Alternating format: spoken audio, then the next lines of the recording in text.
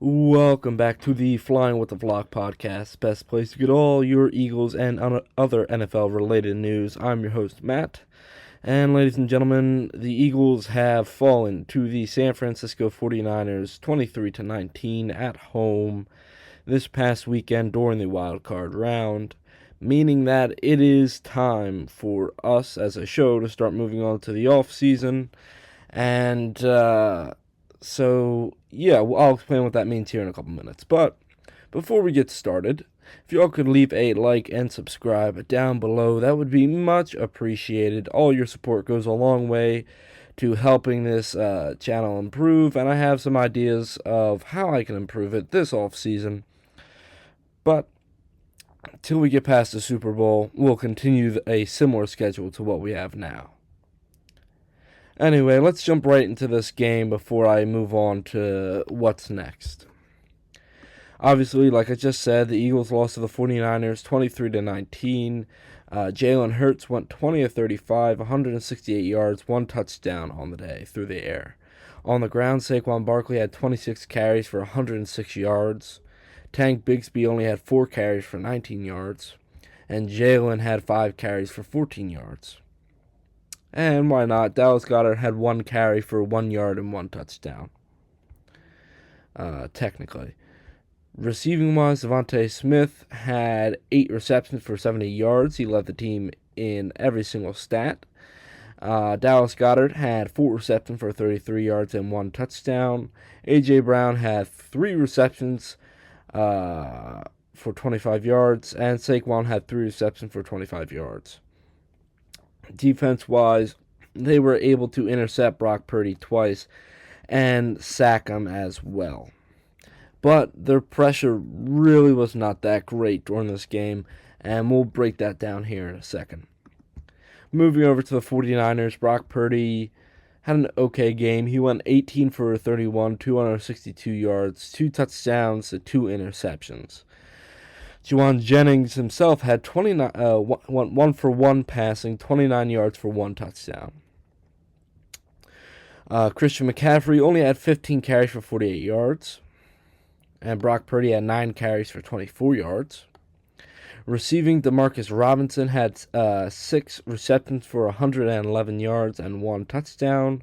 Christian McCaffrey had 6 receptions for 66 yards and 2 touchdowns. And Kyle Juszczyk had 4 receptions for 49 yards. And defense-wise, they were only able to sack Hurts once and weren't able to force any turnovers by this Eagles offense. Okay, so now we get into the problem area. Where did it go wrong? And there's a couple different spots, in my opinion. The Eagles' defense came out of the game on their heels. They weren't ready for what the 49ers were going to throw at them. And ultimately, the fact that the 49ers offense was able to bomb it deep in Fangio's defense is slightly concerning. It means that Fangio didn't see something, and ultimately his breakdown of film of the 49ers offense was not up to snuff of what it needed to be to slow down this Kyle Shanahan offense. The pressure was non-existent on the quarterback, only registering 1 sack, and Purdy had so much time in such a clean pocket that it felt like nobody was rushing after him. Yes, when Purdy was heavily pressured on a blitz, he did throw 2 interceptions to Quinyon Mitchell, but that ultimately didn't mean much because the Eagles didn't get any points on one of them and then only 3 points on another. So that did not put the Eagles in an advantageous position. And the Eagles in the second half really couldn't get any drives going, which has been the story of the season. Jalen Hurts looked perfect early, and then once Patullo started to panic, once it started to become a close game, and when things started to matter, he started to draw up bad schemes, and ultimately did not give Hurts any help against the oncoming blitz that Robert Saleh, the defensive coordinator of the 49ers, was dialing up, ultimately putting Hurts in such a bad position. And rushing wise, they had some good stuff, especially early on, some different schemes, but then they just didn't change what they were doing. So when you do the same thing over and over again, that's the definition of insanity. So that means it's not going to work in the NFL. And there's one player I want to call out, and that would be A.J. Brown.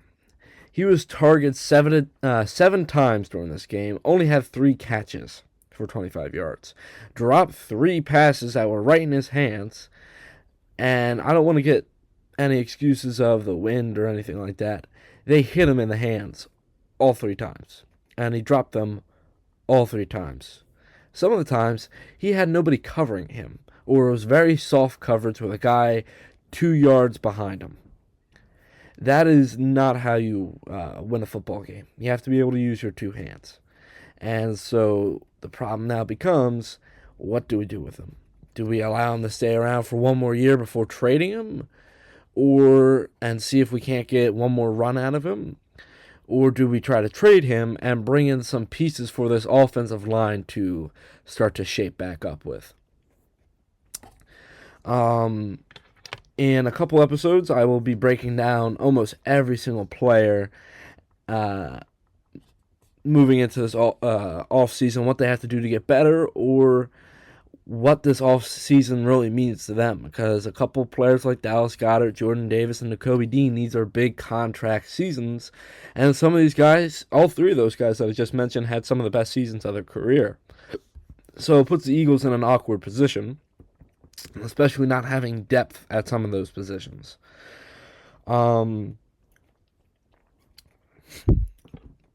Let's see. Offense. We already talked about the defense, how the pass rush was too soft, and they weren't getting after the quarterback whatsoever. Secondary, we already talked about how they allowed big open passes. Hurts looked good, and one thing that I've been happy about is that the media did not go after Hurts for this loss. In fact, they defended Hurts from this loss.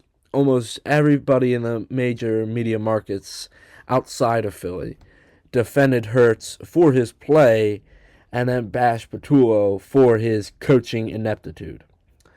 That's what I want to touch on. The offensive line. The offensive line in this game and throughout the season has been mediocre at best, going from one of, if not the best offensive line in the NFL to somewhere in the 20s in the rankings. So that shows you 2 things. One, we need to bring in some fresh blood for this offensive line. And then 2, we need to start addressing this for the future. This isn't just we'll be back next year. Some of these guys have been dealing with major injuries for years.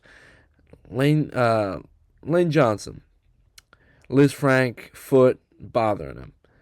He was out a couple times this year, and he's getting older. We can't exactly rely on him as much as we would hope. I wouldn't be surprised if we hear possible rumors that he is going to retire this offseason.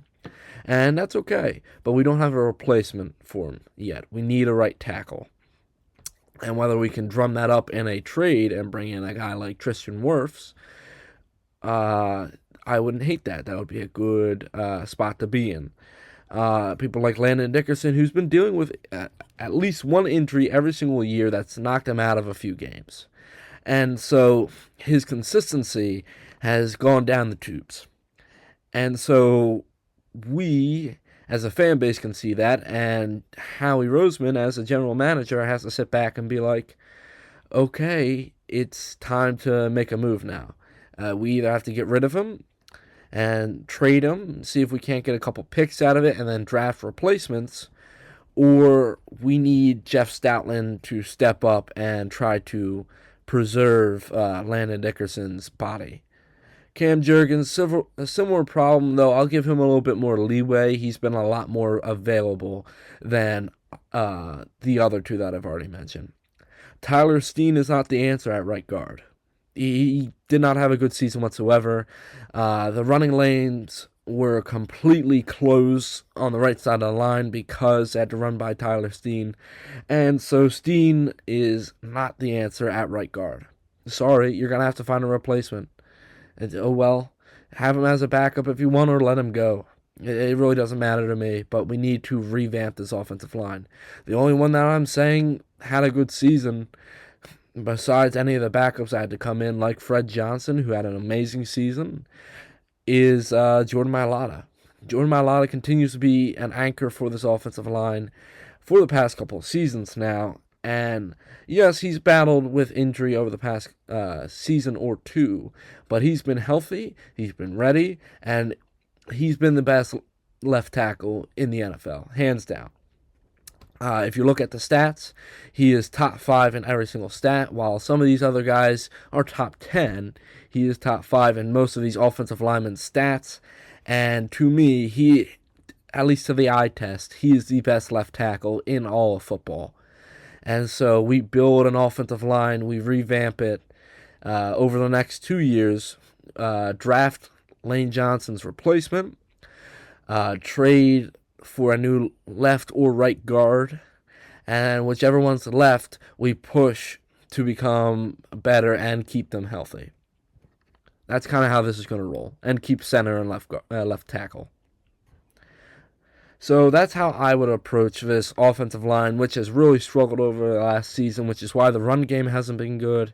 It's why Hurts has been under more pressure this season, and it's why the offense as a whole has not looked good whatsoever. Okay, so that is it for the Eagles. Well, we're going to be coming back because we have a topic that we need to be talking about. But we have... Okay, so let's talk about how this is going to move forward in the postseason. This week is going to be a shorter episode. I do apologize, but it's going to be on the shorter side, roughly 20 to 25 minutes-ish, maybe more, I'm not sure. I don't plan this out that well. I go by a loose script, and then I just keep going. But we got to talk about 2 more head coaching openings. I want to talk about some candidates who I feel like would fit perfectly with certain other NFL teams that just lost their head coaches. And then we need to talk about the Eagles' offensive coordinator search, which we'll get to in a little bit. And that one I'm going to jump a little bit more in depth into. This other stuff is going to be more surface level. And then at the end of the episode, we're going to be going over how I did last week in my pick'ems, and how I will do this coming week, or who I'm predicting this coming weekend to perform at a high level. All right. So, now, moving on to the 2 new head coaching openings since we've last spoke. The Miami Dolphins fired head coach Mike McDaniels, like I predicted they would do by the end of the season. And it really shows a sign that the Dolphins are looking to rebuild moving forward. Tua and McDaniels, the era has come to a close, and it was not even close to what people had in their minds to what these two could do together down in Miami. And McDaniels will make an amazing offensive coordinator somewhere else, but as a head coach, he never was truly able to find the success everybody was looking for out of him. He was supposed to be an offensive wizard coming down to pair with a quote-unquote top-tier quarterback, one of the best weapons at the time, a younger Tyreek Hill, drafting Jalen Waddle, and just using speed to create a top-tier offense. And in the first year, it did look good, but after that, it started to take a drop-off. And so the Dolphins were never really able to recover, especially once injuries started to occur to Tua, to Tyreek, to the offensive line, to the defense. And so everything kind of went to hell after the first season with McDaniels. And so now he will be looking probably for an offensive coordinator job, at least for 1 year. Next up, we have the Pittsburgh Steelers. Mike Tomlin officially stepped down as head coach after 19 years.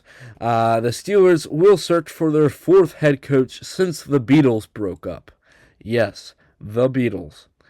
A new era needs to be brought into the Steelers organization as a whole, starting at head coach and eventually working its way down to new pillars at the different player positions.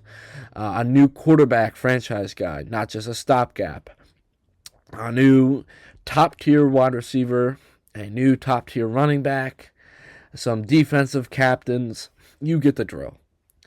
Tomlin really lost his way later in his career when it came to his success, especially in the playoffs. I mean, the Pittsburgh Steelers have lost 5 straight playoff games since 2017, and that was in part due to the fact that he was never able to find a franchise quarterback to build around. And so he had Kenny Pickett for 2 years. I'm trying to remember who they had at quarterback for the last year. Oh, they had Russell Wilson and Justin Fields, and they had Aaron Rodgers. So it was just never, Tomlin was never able to find continuity with this offense to be able to make it look like any form of what it did during the early 2010s, even the mid 2010s. So it is unfortunate for a guy like Mike Tomlin, but he stepped down as head coach. So he will still probably be a part of the Steelers organization moving forward. All right, so the Falcons' head coaching job, who do I think would be best for that? I think they should bring in an offensive-minded guy. And I think a guy like John Harbaugh wouldn't be a horrible spot for him. Or Mike McDaniels. If he's willing to take another head coaching job right after losing the Dolphins, I think that this would be the best spot for him. Most weapons and a young quarterback to develop in Michael Penix, or an older quarterback that could run any form of NFL system in Kirk Cousins. So McDaniels or Harbaugh, I feel like would be the best spot for the Falcons. But if Harbaugh doesn't take the Falcons job, I believe the next best spot for John Harbaugh would be a spot like the Giants or a spot like the Titans. Both have young quarterbacks that are going to have to develop. Both have young quarterbacks that are promising for the future of the NFL. And both have young quarterbacks that are willing to go the extra mile. And they need to start rebuilding the franchise. Why not do it in his own style and give him complete control? And yeah, the Steelers, that one's an interesting job for me. We're going to have to wait and see how things shake out. But those are the 3 jobs that I kind of have a feeling that they're going to go towards those kind of people. Obviously, John Harbaugh is going to be the first head coach hired. I'm not sure when. It might be next week. But he will be the first head coach fired in this cycle. Moving on, we have the Eagles' offensive coordinator search. Since Kevin Petula was officially fired, thank God, there's been plenty of speculation on who the team will bring in for offensive coordinator. The Eagles, in my opinion, should go for an older offensive coordinator who is not looking to prove themselves in the league. So, this ranking that's upcoming, I ranked them from my favorite possibility to come in at offensive coordinator to my least favorite. And these are all the ones that are either heavily rumored or already have officially scheduled meetings with the offense or with the team to come in for the job. First off, we had Todd Monken. Todd Monken spent the last 3 seasons under John Harbaugh in Baltimore. He stabilized Lamar Jackson's MVP play over those years, but was never able to find success due to the fact that Harbaugh had many bonehead decisions as play caller or as head coach. He kind of told them when they were going for 2 and such, which is why the Ravens lost so many games. Todd Monken obviously is closer to a Fangio type due to the fact that he is older and that he is proven and wouldn't want a job wouldn't use this job as a springboard to other opportunities throughout the league. I wouldn't be surprised if moving forward, Todd Monken is the top guy. He was able to bring 1 or 2 MVPs to Lamar Jackson during his time as offensive coordinator, and Lamar had huge numbers as quarterback under Todd Monken. So to me, Todd Monken is the top guy if you want to bring in an offensive coordinator. Next up would be Brian Daboll. Daboll knows Hurts well from their time working at Alabama together. And Hurts and Daboll have had high praise for one another during their time in the NFL, while they were even rivals at New York and in Philly. Daboll was the offensive coordinator who brought Josh Allen to the MVP level quarterback that we now see him as. And so he brought together his mechanics, he fixed things up, and he created a system that worked well for Josh Allen. Daboll probably wouldn't leave after one season due to the fact that the Giants' job took a toll on him and made him absolutely miserable. And so Daboll is my second favorite and my most likely for the offensive coordinator job. And I wouldn't mind having Daboll come in, solidify Jalen Hurts' play on an MVP level, and then eventually find his way out after like 3 or 4 seasons as a successful offensive coordinator. Next up, we have Cliff Kingsbury.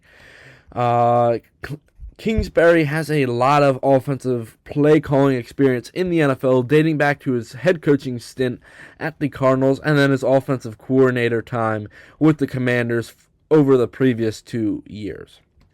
Kingsbury could bring Hurts back to an MVP level while bringing depth to the offense, though he could flake out on the Eagles after one season to take a new head coaching job. Kingsbury had a lot of depth with the Commanders over the past couple of seasons. Although the Commanders looked horrible due to injuries, that was not exactly within his control. Kingsbury was second in the offensive coordinator job search back when we hired Kellen Moore in 2024. And so Kingsbury could very well be at the top of their board already for head coaching candidates. I should also note that Kingsbury is already one of the offensive coordinator candidates that has a meeting scheduled with the Birds already. So they have already started moving on to the fact that they're going to have to hire somebody like Kingsbury, who's a offensive wizard. All right, next up we have Kevin Stefanski. Stefanski, I have not been too enamored by the idea of bringing Stefanski home to Philly due to the fact that his offense has never looked that good with the Browns. But this could be the Browns being the Browns. So we can't 100% chalk it up to Stefanski being the absolute problem with the offense. Stefanski could also flake out on the Birds after one season due to the fact that he's still a young and hungry head coaching candidate that has won several head coach of the year awards. So I still think he has a lot to prove. And so that makes him a little bit dangerous for the long-term aspect of staying with the Eagles. And his offense just never has been that amazing. And at the bottom of the search for me, personally, is the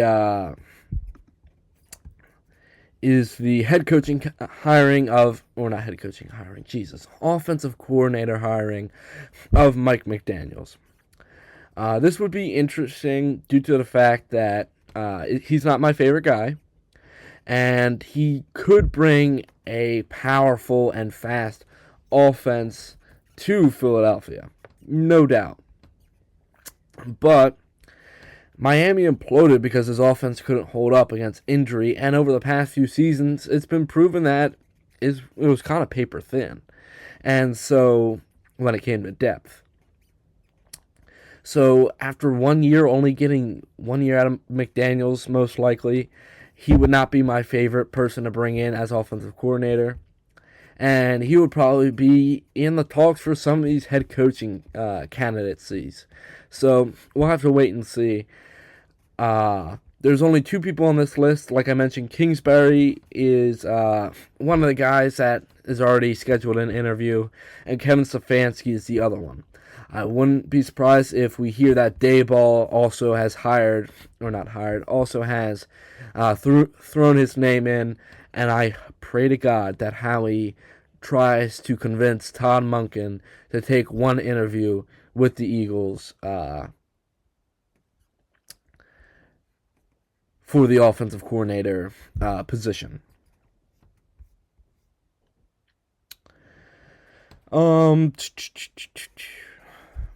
Lastly, we're going to go over my predictions of last week. I believe I went 1, 2, 3-1, 3-2.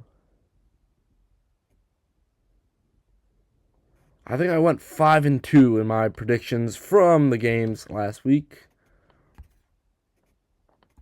Yeah. Well, there's only 6 games, so give me 1 minute here. Okay, so apparently I can't count. Also, I just want to mention something. I just realized this as I'm recording.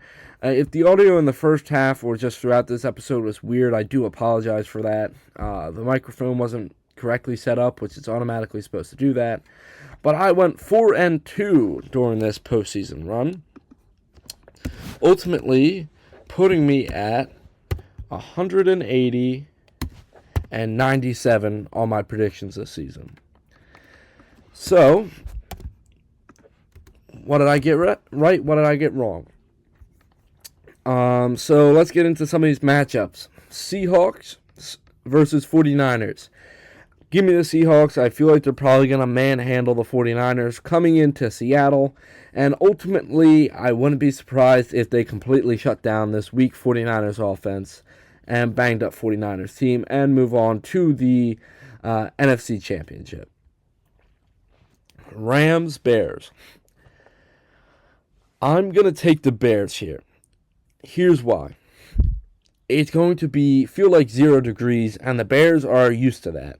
Matthew Stafford and the Rams are more of a warm weather team. Though they can operate in the cold, their success rate has been subpar at best. So I feel like the Bears are going to find a way to rip open this Rams defense, and they're going to stomp on the Rams in Chicago. The Seahawks score, I have going 20-7, and I have the Bears versus Rams score going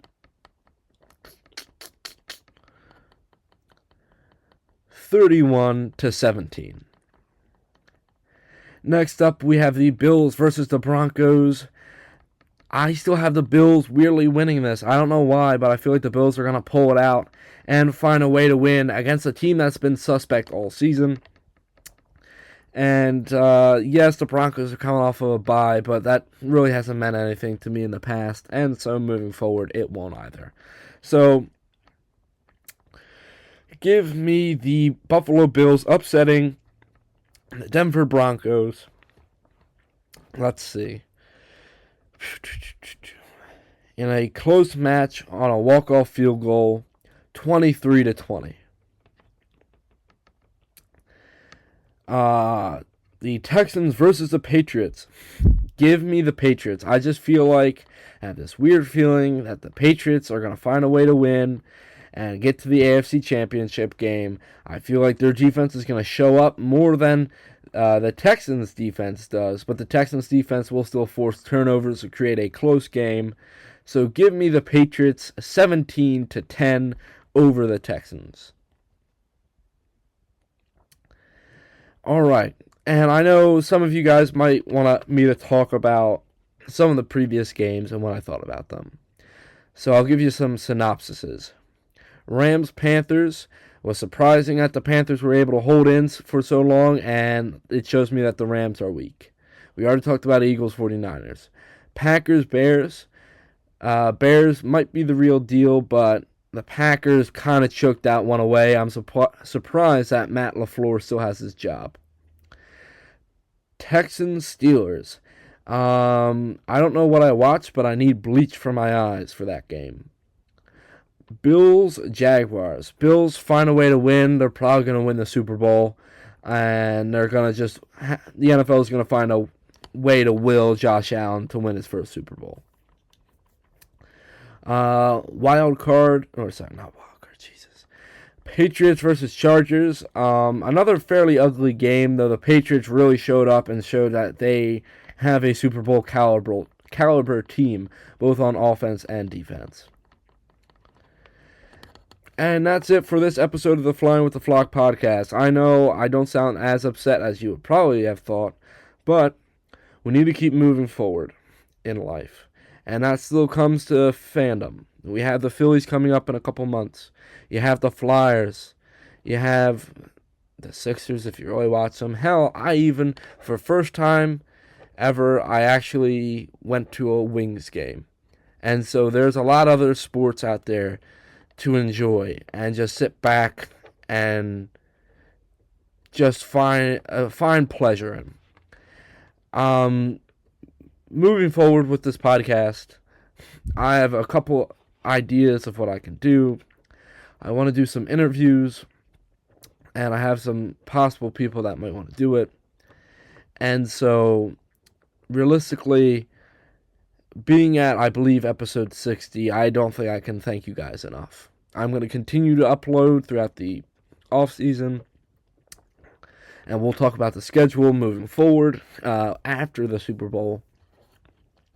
But I'm just thankful that I personally can be here and be able to talk about, for Christ's sake, football for about a half an hour every single day. So thank you guys so much. And remember, go Birds.